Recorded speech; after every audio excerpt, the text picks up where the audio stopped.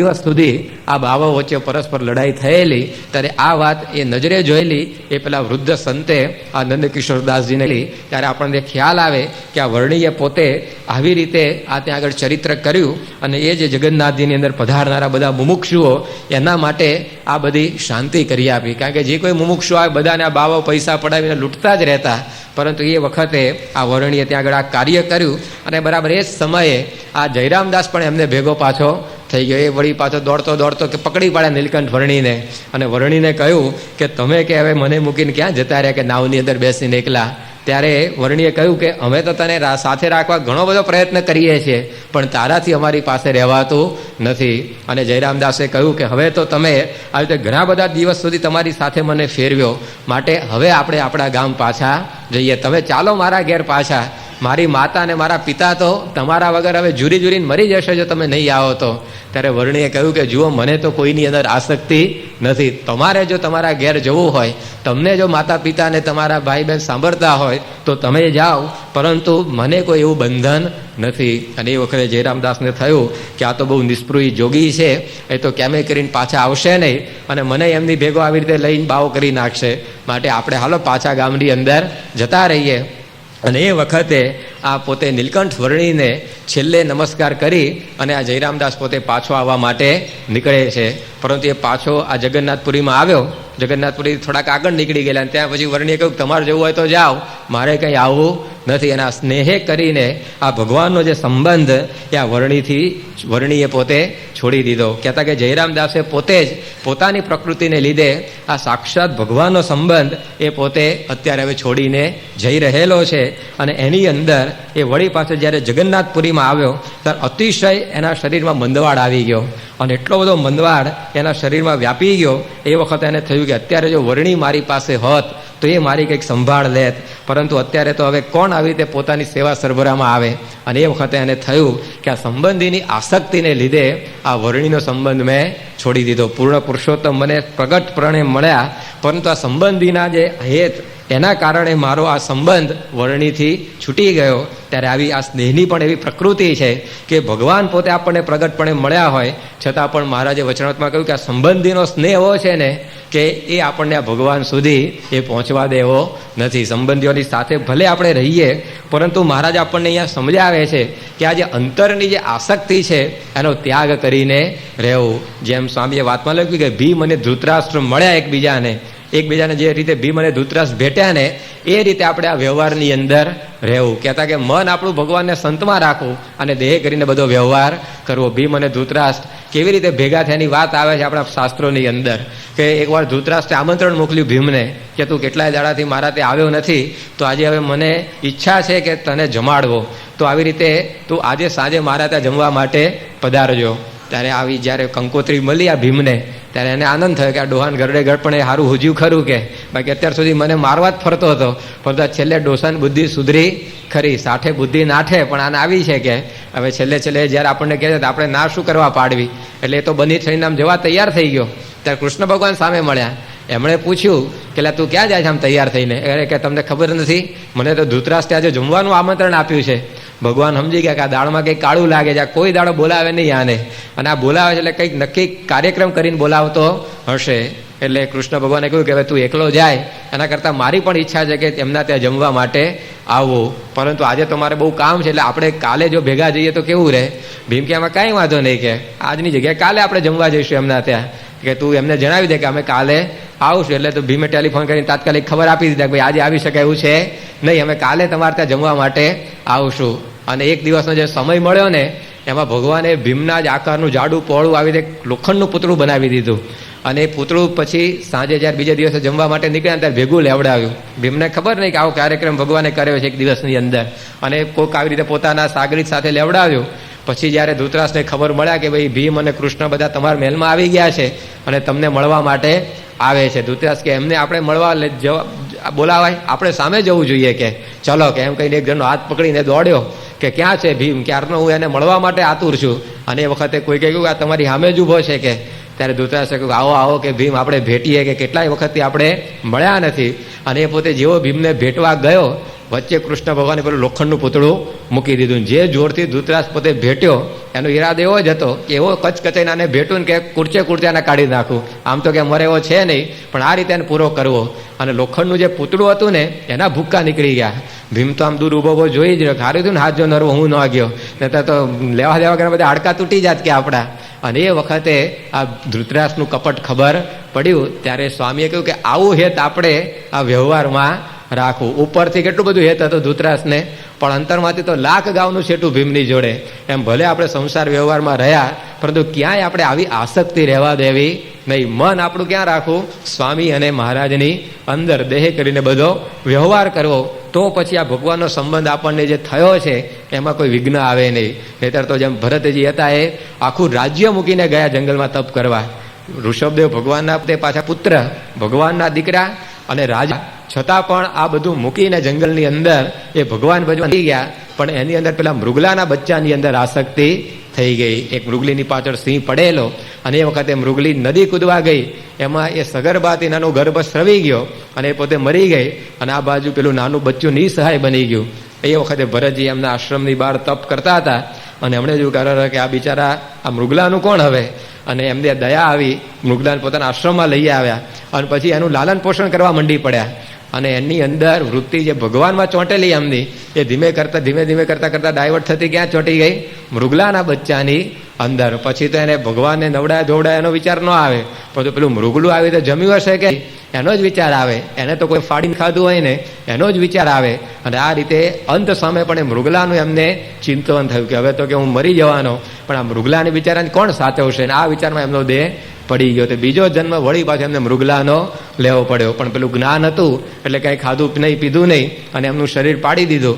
ત્રીજો જન્મ એક બ્રાહ્મણના ઘેર એમને પ્રાપ્ત થયો અને એ વખતે પૂર્વનું જ્ઞાન હતું એટલે એમણે પોતે ક્યાંય આસક્તિ થવા દીધી નહીં. ત્યારે એક મૃગ કે કારણે ભરત ધરી તીન દેહ, એક મૃગલાને કારણે 3 જન્મ આ ભરતજીને લેવા પડ્યા. ત્યારે આ સ્નેહ, આ આસક્તિ જગતની એવી છે કે આપણને આ જન્મ મરણ મટવા દે એવી નથી. આજે ઘણા લોકો કૂતરા બલાડા પાળે છે, હવે એમની આવી જ દશા થવાની કે બીજો જન્મ આવો જ આવીને ઉભો રહે પછી. એટલે મહારાજે કહ્યું કે એવી કોઈ પણ આસક્તિ આપણે થવા દેવી નહીં. સંબંધીઓ છે એમ કૂતરા બલાડામાં પાછી આસક્તિઓ કરતા હોય લોકો. ભાઈ કેટલાય સંબંધીમાં તો હોય પાછા આસક્તિ, અને વળી પાછી આ નવી ઊભી કરે. તો એક મૃગલાન માટે 3 જન્મ લેવા પડેલા. તો હવે પછી આવી રીતે આપણે તો કેટલાય બધા મૃગલાઓ હોય છે, તો એમાં તો પછી પાર જ ના આવે. માટે મહારાજ કે આપણે મન બધું મૂર્તિમાં રાખવું ને દેહ કરીને બધી આ જવાબદારીઓ નિભાવવી તો કોઈ વાંધો આપણને આવે. જેમ જાંબુડાનો હીરો આયર હતો, એને શ્રીજી મહારાજ પોતે તેડવા આવ્યા અંત સમયે, પરંતુ એણે કહ્યું કે મહારાજ હમણાં ઝીણીઓ છે એ હમણાં જ આવ્યો છે, હવે એ પોતે ઘરગી જાય એટલે કે પરણી જાય પછી તમે મને લેવા આવજો. એનો ત્યાં નાનો દીકરાનો જન્મ થયો હશે તો એવી આસક્તિ ચોંટી ગઈ એમાં કે મહારાજ એના લગ્ન થઈ જાય ને પછી મને તેડવા આવજો. મહારાજ કે સારું ત્યારે. અને મહારાજ જતા રહ્યા અને પછી ઝીણીઓ ખેતરમાં કામ કરવા ગયો છે, સાફ કર્યો ને એ મરી ગયો. અને એ વખતે આ જાંબુડાનો હીરો આયર એના પસ્તાનો પાર રહ્યો નહીં કે આ જેના માટે આપણે રહે તો આપણા કરતા પહેલો જતો રહ્યો કે. અને પછી વાટ જોતા રહ્યા કે મહારાજ ક્યારે વિમાન લઈને તેડવા માટે આવે. પરંતુ એમ કઈ ભગવાન ઓછા પછી આવે છે? આ તો પેલી કૃપાએ કરીને આવેલા, પરંતુ જો આસક્તિએ કરીને આ ભગવાનનો સંબંધ એ બધો છૂટી ગયો. ત્યારે આવી પ્રકારે આપણને પણ આ આસક્તિ નડી જાય. એક દરજી હતો, એ અંતકાળે તમે જો મને તેડવા આવો ને તો જો સત્સંગી થયું એમ કરીને સત્સંગી થયેલો. મહારાજ આગળ શરત મૂકેલી કે મહારાજ જો તમારો સત્સંગી થવું પણ તમારે અંતકાળે મને તેડવા આવવાનું, અક્ષરધામમાં લઈ જવા. મહારાજ કે અમે જરૂર આવશું કે તો અમારું બિરુદ છે. અને પછી આવી રીતે સત્સંગી થઈને એને કંઠી બાંધી પછી એનો જયારે આવી રીતે દેહ પડવાનો સમય ત્યારે મહારાજ એને લેવા આવ્યા. હવે યુવાન જ અવસ્થા હતી, પરંતુ આયુષ્ય આવી રહ્યું હશે એટલે મહારાજ એને લેવા આવ્યા. ત્યારે મહારાજને કહ્યું કેમ અત્યારે આવી ગયા આટલા વહેલા તમે? કે હજી તો હું હમણાં જ પરણ્યો છું, કે બહુ વહેલા આવી ગયા તમે અત્યારે લેવા માટે, 60-70 વર્ષ તો થવા દો. ત્યારે મહારાજ કે કાંઈ વાંધો નહીં. પછી મહારાજ પાછા ગયા અને વળી પાછી એની ઉંમર થઈ ત્યારે એ મહારાજ એને લેવા આવ્યા. ત્યારે કે મહારાજ હજી બહુ વહેલા આવી ગયા તમે, કે હજી તો મારે ત્યાં હમણાં જ પારણું બંધાયું છે, કે દીકરાને જરા મોટો થવા દો, એને ધંધો બધો શીખવાડી દેવા દો, હંચો ચલાવતા, અને પછી લેવા આવવા દો. ત્યારે પછી આવી રીતે મહારાજ કે બહુ સારું. અને પછી એ છોકરો એનો 15-1 વર્ષનો થયો ત્યારે વળી પાછો મહારાજ એને તેડવા માટે આવ્યા. ત્યારે મહારાજ કે આટલું બધી હું ઉતાવળ છે તમને? કે દરજી શું કહે, મહારાજ બહુ તમે દોડાદોડ કરો છો મારા માટે, હજી તો આ ગગો પેઢી હાચવે એવો થવા દો, પછી મને લેવા માટે આવજો.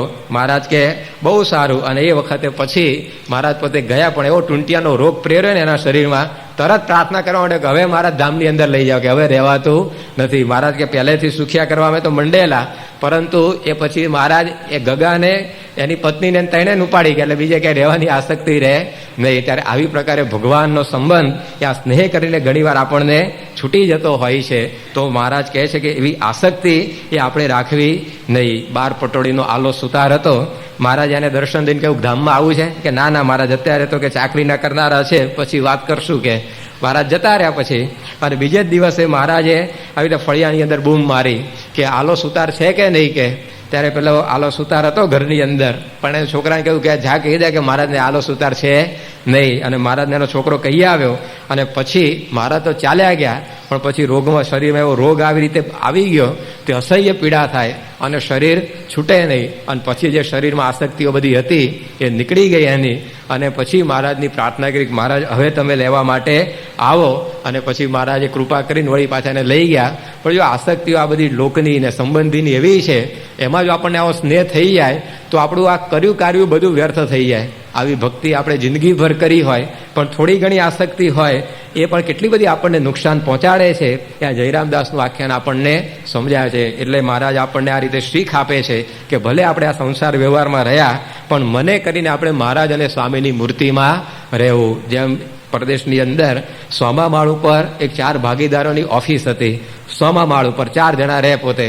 હવે એક સમયની અંદર એ 4 જણા સવારે 9 વાગે ઓફિસે જવા માટે આવ્યા. ગાડી પાર્કિંગ લોટમાં પાર્ક કરી અને પછી લિફ્ટ આગળ ગયા બેસવા માટે. ત્યાં લિફ્ટ આગળ પાટિયું મૂકેલું કે lift is out of order, કે લિફ્ટ જે બંધ પડી ગઈ છે ને એ 6 મહિના પછી એ રિપેર થાય, 6 મિનિટ પછી એ રિપેર થાય, કંઈ નક્કી છે નહીં. પેલા લોકોને તો મૂંઝવણનો પાર રહ્યો નહીં. ઓફિસ ખોલ્યા વગર ચાલે એવું હતું નહીં.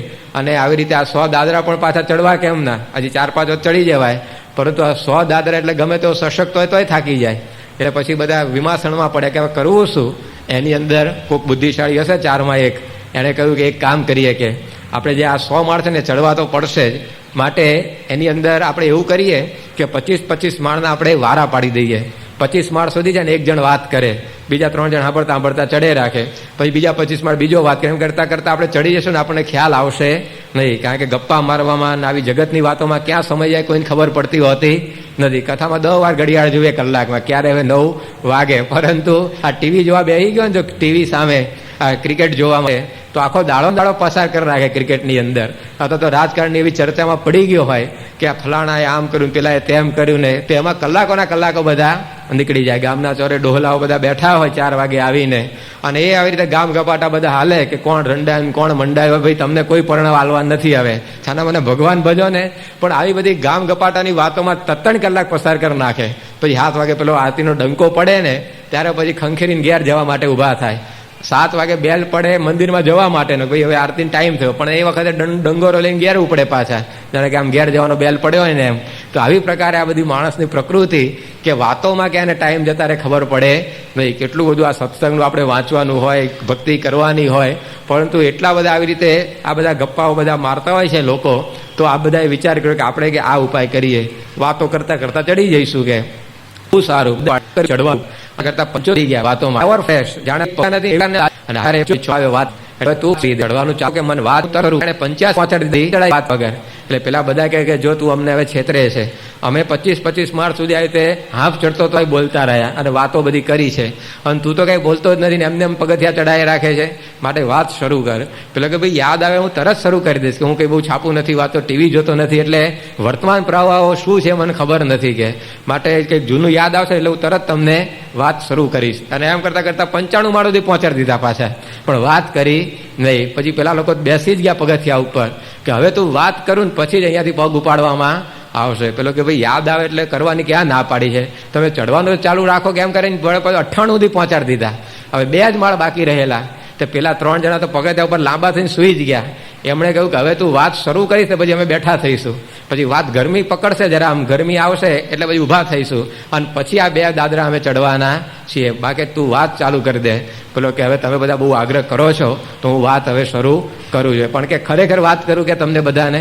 એટલે કે ભાઈ હવે આમાં કંઈ માન માગવાનું હોય, એક તો એમને બધા પછી દાદરા ચડાવી દીધા 23 દાદરા, અને હજી પાછું પૂછે છે વાત વાળી કે ખરેખર વાત કરું કે ભાઈ હવે માન ના માં તું વાત કર, તારી હવે વારો છે કરવી જ જોઈએ. એટલે કે ખરેખર કરું કે હા ચાલ, કે ખરેખર તું વાત કરી દે. તેણે વાત કરી કે આપણી જે ઓફિસની ચાવી છે હું નીચે ગાડીમાં ભૂલી ગયો છું, કે આપણી જે ઓફિસની ચાવી હું ગાડીમાં નીચે ભૂલી ગયો છું. બધાને મૂડ આઉટ થઈ ગયો અને બધાને હેઠા ઉતાર્યા પાછા. એને હવે છેક આમ બારણા સુધી પહોંચી ગયેલા ઓફિસના, 98 માળ ચડી ગયેલા, પણ હેઠા આવ્યા. એનું કારણ શું? આટલી નાની અમથી ચાવી. હવે ચાવી ઓફિસ જેવડી મોટી હશે, જેટલી એમની ઓફિસ હશે 15 બાય 20ની, એના જેટલી મોટી ચાવી હતી. અથવા તો પછી જે બારણા ઉપર તાળું મારેલી બારણા જેટલી મોટી ચાવી હતી, તેટલી નહોતી. જે તાળું હતું એ તાળા જેટલી મોટી ચાવી હતી. કંઈ ચાવી કેટલી હોય છે? આટલી નાની તોલાભારની ચાવી હોય છે. પરંતુ એ ચાવી એ છે કે આમ દાદરાને આમ પેલા બારણે પહોંચી ગયેલા ઓફિસના, ત્યાંથી હેઠે લાવી. એમ આપણે પણ આમ ભક્તિ કરતા કરતા કરતા અક્ષરધામના દરવાજા સુધી પહોંચી ગયા હોઈએ અને હવે ખોલે મારા એટલે અંદર જવાની જ તૈયારી હોય. પણ આવી જો થોડી ઘણી આસક્તિ આ જગતમાં રહી ગઈ તો મહારાજ વળી પાછા અહીં વડોદરા મોકલી દેશે કે હાલો તમે ત્યાં જાઓ, અહીંયા આવો એવા છો નહીં. તો આ મહારાજ કહે છે માટે આ સંબંધીમાં કે જગતમાં ક્યાંય સ્નેહ રાખવો નહીં. ભલે જવાબદારી આપણે બધી પૂરી કરવાની, પરંતુ આપણી વૃત્તિ છે આ ભગવાનને સંતની અંદર જોડેલી રાખીએ તો વાંધો આવે નહીં. અને આ જયરામદાસને તો આવી પ્રકારનું આ કષ્ટ આવી ગયું. સંબંધીના સ્નેહને કારણે આ ભગવાનનો સંબંધ એણે બધો છોડી દીધો અને એ વખતે આ બીમાર પડ્યો. એના પસ્તાવાનો પાર રહ્યો નહીં. અને એને એ વખતે થયું કે હવે જો મને સાજો કરે આ વર્ણી તો હવે મારે મારા ગામ જવું નથી, પણ હવે સીધું વર્ણીની પાસે જ રહેવા માટે જતા રહેવું છે. માણસને છે ને રાંડ્યા પછી જ ડાપણ આવતું હોય છે મોટે ભાગે. એમ આને પહેલા કંઈ આવું ભાન આવ્યું નહીં. વર્ણીએ 3 વાર એને કહ્યું કે તું ભેગો હાલ ભેગો હાલ, પણ એ પાછો જ આવ્યો. પણ હવે એને થઈ ગયું કે હવે જો આ વર્ણી મને સાજો કરી દે તો પછી આ ભગવાન ભજવા સિવાય બીજું કાંઈ કરવું નથી. અને એ વખતે એને આકાશવાણી સંભળાઈ કે તું પશ્ચિમ દેશની અંદર એ આવજે, ત્યાં આગળ તને મારો મેળાપ થશે. અને એ વખતે આ રીતે એનો તાવ ત્યાં આગળ બધો ઉતર્યો. અને પછી એણે પોતાનો આ દેહ ક્ષણભંગુર જાણ્યો. આ સંબંધીની આસક્તિ પણ આવી નુકસાનકારી છે જાણી અને એ પોતે સાજો થઈ અને સીધો પશ્ચિમ દેશની અંદર એ પોતે ઉપડ્યો. અને એ વખતે ફરતા ફરતા જ્યારે પોતે વર્ણીને આ સૌરાષ્ટ્રની અંદર ભેગો થયો એ વખતે શ્રીજી મહારાજ તો ધર્મધુરા રામાનંદ સ્વામીએ સોંપેલી, એટલે ધર્મ પ્રવર્તન બધું કાર્ય કરી રહેલા. અને આ જયરામદાસ એ ત્યાં આગળ આવીને મહારાજને મળ્યા અને મહારાજે એમને પોતાની પાસે રાખી લીધા, એમને પરમહંસ બનાવ્યા અને જિજ્ઞાસાનંદ એવું મહારાજે એમનું નામ પાડ્યું. અને વળી પાછો આવી રીતે પોતાની જ પાસે એને સેવાની અંદર રાખ્યો. ત્યારે આપણને ભગવાન સમજાવે છે કે આવી પ્રકારે ક્યાંય પણ આપણે આ જગતની અંદર આસક્તિ રાખવી નહીં, નહીંતર આ જયરામદાસ જેવી દશા આવીને ઊભી રહે. માટે પહેલેથી જ આપણે આવી રીતે આ ભગવાન અને સંતની અંદર વૃત્તિ જોડવી એવું આ જયરામદાસનું આખ્યાન આપણને સમજાવે છે. અને ત્યાર પછી આ નીલકંઠ વર્ણી ત્યાંથી આગળ ચાલતા ચાલતા વનની અંદર એ પોતે રસ્તો ભૂલ્યા. તૈલંગ દેશની અંદર એ પોતે પધારી રહેલા. એટલે હવે દક્ષિણ ભારતની એમની યાત્રા એ શરૂ થઈ રહેલી છે. પહેલાં ઉત્તરમાં ગયા, ત્યાર પછી પૂર્વમાં ગયા અને હવે દક્ષિણની અંદર એ વર્ણી પોતે આવી રહેલા છે. અને ત્યાં આગળ જતા રસ્તાની અંદર એ પોતે રસ્તો ભૂલ્યા. અને એ વખતે એક રાક્ષસ એમને ત્યાં આગળ પ્રાપ્ત થયો. અને રાક્ષસ પોતે પૂર્વના કર્મને લીધે આવી રીતે રાક્ષસના દેહમાં આવેલો. વર્ણીએ એનું પણ કલ્યાણ કર્યું અને એને પણ કહ્યું કે જાઓ, અમારો તમને સંબંધ થયો છે તો તમને પણ અમારો યોગ એ આવતા જન્મની અંદર થશે.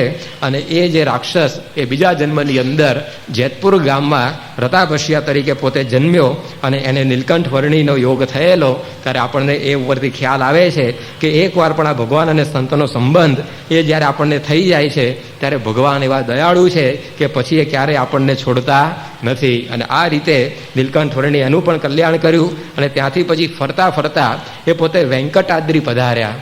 વેંક એટલે પાપ અને વેંકટ એટલે પાપનો નાશ. તો પાપનો જ્યાં આગળ નાશ થઈ જાય એવો અદ્રી એટલે કે એવો પર્વત એ આ વેંકટાદ્રી એ પોતે શેષનું સ્વરૂપ કહેવાય છે. એટલે કે ત્યાં આગળ જવાથી આપણે બધા પાપ નાશ થઈ જાય એવી લોકની માન્યતા છે. તો આવા વેંકટાદ્રીની અંદર એ નીલકંઠ વર્ણી પોતે ત્યાં આગળ પધાર્યા. અને એ પર્વતોના વનની અંદર આ વર્ણી પોતે એકવાર પસાર થઈ રહેલા.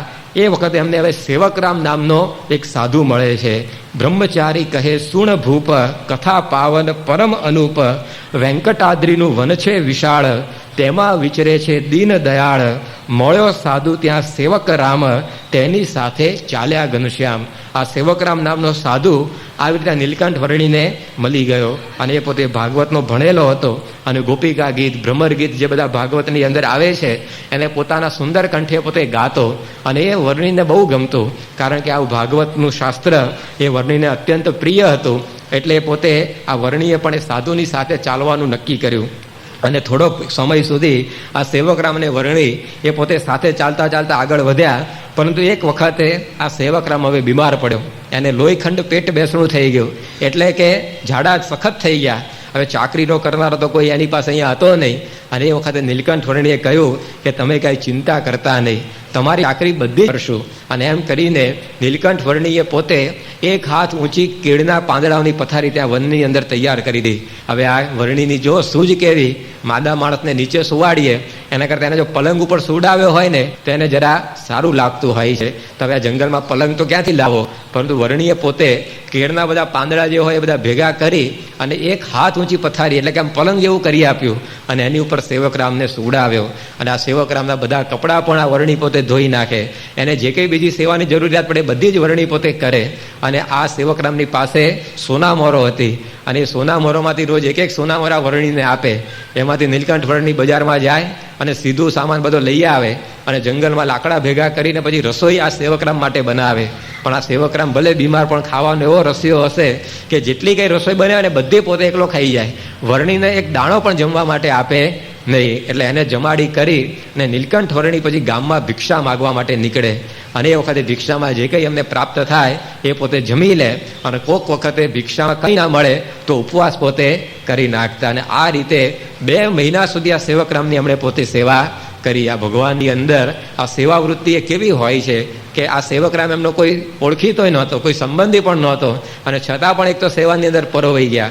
અને આટલું એની અંદર કષ્ટ પડતું, ઉપવાસો થતા છતાં પણ એમણે પોતે આ સેવા મૂકી નહીં. ત્યારે આવી રીતે આ નીલકંઠ વર્ણીએ સેવકરામની બધી સેવા ત્યાં આગળ કરી. આમ ઉલટું થઈ ગયું, રામ પોતે સેવક બન્યા અને સેવક પોતે રામ થઈને બેઠેલો. પરંતુ નીલકંઠ વર્ણીએ કોઈ પણ પ્રકારનું આવી રીતે એને ઓછું ના આવે એ રીતે એની અદ્ભુત સેવા એ કરી. ત્યારે આ નીલકંઠ વર્ણીના જીવનની અંદર જે સેવાવૃત્તિ એ કેટલી બધી હશે એનું આપણને દર્શન થાય કે આટલી નાની ઉંમરની અંદર આટલી બધી સેવા એ 2 મહિના સુધી એ પોતે કરતા રહ્યા. અને આખા જીવન દરમિયાન એવી સેવાની વૃત્તિ એ મહારાજના જીવનની અંદર આપણને સુવાંગ દેખાય કે જ્યારે પોતે નાના હતા ત્યારે જ નહીં, પરંતુ એ પોતે લોજમાં આવ્યા ત્યારે પણ એવી સેવાઓ એમ કરી. ત્યાર પછી એ પોતે ધર્મધુરા ધારણ કરી તો પણ એવી ને એવી જે પોતે સેવા એ કાયમ. જ્યારે વડતાલના મંદિર થતા, ગઢડાના મંદિર થતા મસ્તક ઉપર એ શ્રીજી મહારાજે આ ચૂનાના તગારા ઉપાડેલા છે. પોતાના મસ્તક ઉપર મહારાજ ઘેલા નદીએથી એક પથ્થર મૂકી અને ગોપીનાથજીનું જે મંદિર છે એના પાયાની અંદર પૂરવામાં લઈ આવતા. ત્યારે પુરુષોત્તમ નારાયણે પણ આવી પ્રકારનો સેવાનો મહિમા એ આપણને સમજાવે છે કે આપણા જીવનની અંદર પણ આવી આ સત્સંગની સેવા કરવાની એક ધગશ એ કામ રહી જોઈએ. ભગવાને સેવા કરવાની શું બાકી હોય તે આપણને સમજાવે છે. મધ્યના 28માં કહ્યું કે ભગવાન અને ભગવાનના ભક્તિ સેવા એ ભગવાન રાજી કર્યાનો ઉપાય. બધા રાજવા મંડ્યા છે મહારાજને સ્વામી, પણ આવી સેવા આવી સત્સંગ તો ભગવાનને તને રાજી કઈ વાર લાગે નહીં. તો આ નીલકંઠ વર્ણીએ પણ સેવા કરીને વર્ષો આજે ગુણાતીત પરંપરાએ પણ બરાબર જાળવી રાખ્યો કે ગુણાતીતાનંદ સ્વામીએ પણ કેટલી બધી સેવા હરિભક્તોની કરી. ત્યાર પછી શાસ્ત્રીજી મહારાજ અને યોગીજી મહારાજે સેવાની એમ હદ લાવી દીધી. નાનામાં નાનો હોય પણ એની પણ યોગીજી મહારાજ પોતે સેવા કરતા. સ્વામી ઘણી વાર કહેતા કે અમારે ક્યારેય અમારા નખ એ નેલ કટરથી કાપવા પડ્યા નથી. યોગીજી મહારાજ કહેતા ક્યારેય અમારે નેલ કટર વાપરવું જ નથી પડ્યું. કેમ કે હરિભક્તની તાંસળે ઉટકીને જ અમારા નખ બધા ઘસાઈ જતા. કે જે રોજ આમ વાસણનો ખડકડો થાય મંદિરમાં હરિભક્તો જમી લે પછી, તે બધા જ વાસણો યોગીજી મહારાજ પોતે સ્વયં ઉટકવા બેસતા. અને ગોંડલ મંદિરના મહંત હોવા છતાં પણ આવી બધી સેવાઓ એમણે કરેલી. એકવાર અડવાળના અગરસંગ બાપુ એમના પુત્ર કે પૌત્રની સાથે ગોંડલ સમાગમ કરવા આવેલા. હવે એમનો જે પુત્ર કે પૌત્ર હતો એ લગભગ 10 વર્ષની ઉંમરનો હતો અને એ વખતે ત્યાં આગળ એને પણ ભેગો લેલા. પછી સભા મંડપને બધા રાત્રે સૂઈ ગયેલા, કારણ કે એ વખતે ઉતારા હતો કે આવા બધા હોય નહીં, બધા જે સભા મંડપમાં સૂઈ જવાનું કથા પૂરી થાય એટલે. તો આ રીતે અગરસંગ બાપુ સૂયેલા, સાથે એમનો આવી રીતે જે દીકરો આવેલો એ પણ સૂઈ ગયેલો. એ યોગીજી મહારાજ લગભગ 12 વાગે આંટો મારી અને સૂવા માટે પોતે ત્યાં આવ્યા. ત્યારે આ છોકરાને ખાડે જવું હતું, એટલે કે શૌચ વિધિ કરવા જવું હતું, પરંતુ બહાર સખત વરસાદ પડતો હતો, અંધારું પણ હતું અને સાથે સાથે આ સ્થાન બધું અજાણ્યું. એટલે બિચારો મૂંઝાતો હતો કે હું દાદાને ઉઠાડું કે નહીં, અથવા તો શું કરું. અને યોગીજી મહારાજ ત્યાં આગળ આવીને જોઈ ગયા કે આવી રીતે આ છોકરો કંઈક મૂંઝવણમાં લાગે છે. એટલે સ્વામીએ પૂછ્યું એને કે શું ગુરુ તમારે શું કરવું છે, કેમ બેઠા થઈ ગયા. ત્યારે એમણે કહ્યું કે મારે આવી રીતે આ શૌચ વિધિ કરવા જવું છે, એટલે કે દાદાને જગાડવા છે. યોગીજી મહારાજ કે અમારા દાદાને જગાડવાની શું જરૂર, કે અમે છીએ ને કે. અને સ્વામીએ કહ્યું તમે અહીંયા થોડીક વાર બેસી રહો. અને યોગીજી મહારાજ એ દરમિયાન શું કર્યું કે મંદિરની પાછળ, એટલે કે અત્યારે જે સભા મંડપ છે એની પાછળ એક ઝાડ હતું. એ ઝાડની નીચે સ્વામી પોતે 2 ઈંટો ગોઠવી આવ્યા અને એક તગારું સ્વામીએ ત્યાં મૂકી દીધું લઈ આવીને.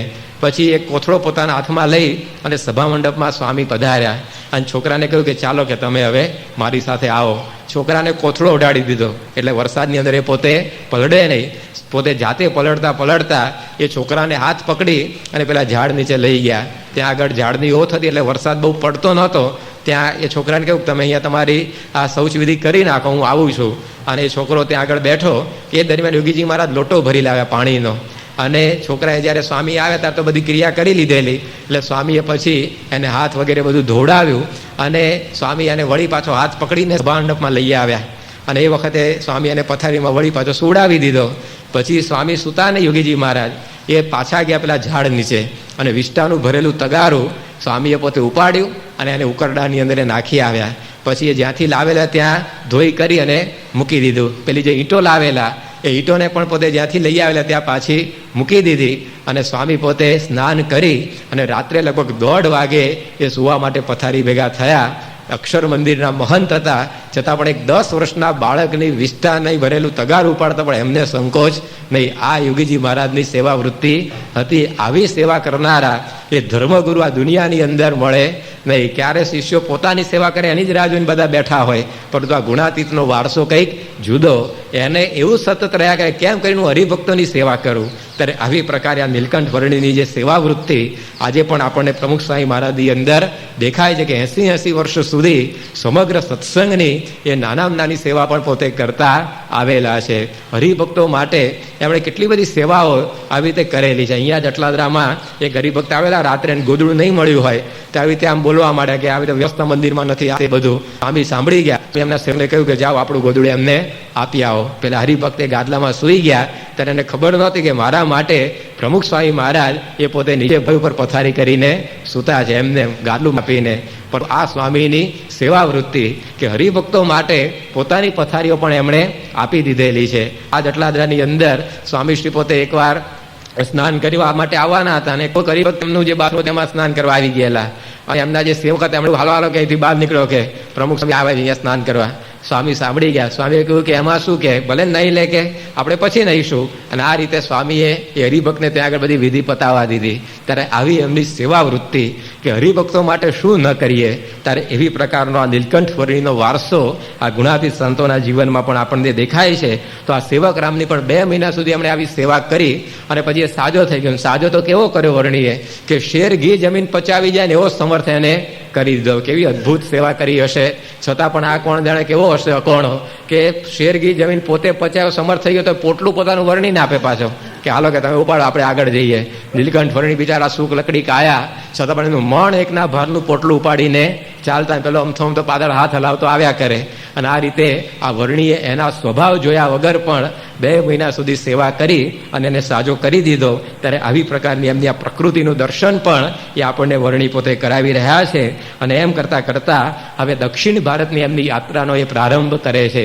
જે દક્ષિણના બધા તીર્થ સ્થાનો છે એને પુનઃ તીર્થત્વ આપવા માટે એ વર્ણી પોતે જઈ રહેલા છે. અને એ દક્ષિણ ભારતની એમની યાત્રા દરમિયાન કેવા કેવા એમણે બધા રસપ્રદ ચરિત્રો અને બોધપ્રદ ચરિત્રો કર્યા એની કથા આપણે આવતીકાલે આગળ વધારીશું. સહજાનંદ સ્વામી મહારાજની જય. સ્વામી નારાયણ નારાયણ નારાયણ.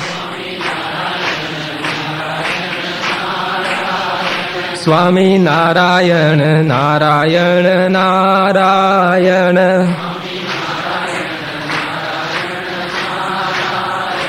સ્વામી નારાયણ નારાયણ નારાયણ.